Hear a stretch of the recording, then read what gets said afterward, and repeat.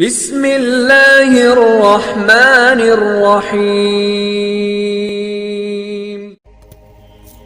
حضرت عیسیٰ علیہ السلام کی ابلیس سے ملاقات کا واقعہ کچھ اس طرح سے ہے کہ حضرت عیسیٰ علیہ السلام کی ملاقات ابلیس سے ہوئی۔ وہ 4 گدھوں کو ہانک رہا تھا، ان گدھوں پر سامان لدا ہوا تھا۔ حضرت عیسیٰ علیہ السلام نے ابلیس سے ان گدھوں کے ہانکنے اور سامان کے بارے میں پوچھا۔ ابلیس نے جواب میں کہا کہ تجارت کا سامان ان گدھوں پر لدا ہوا ہے اور خریدنے والوں کو تلاش کر رہا ہوں۔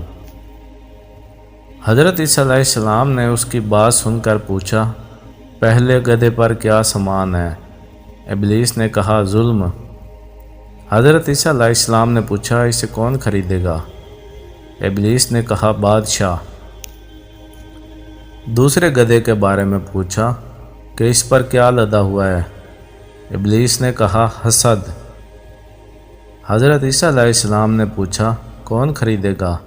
شیطان کہنے لگا، علماء۔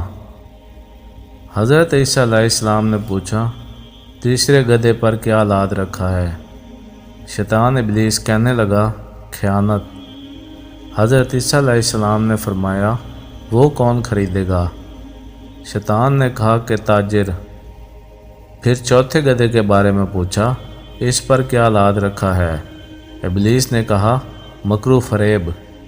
حضرت عیسیٰ علیہ السلام نے پوچھا، اسے کون خریدے گا؟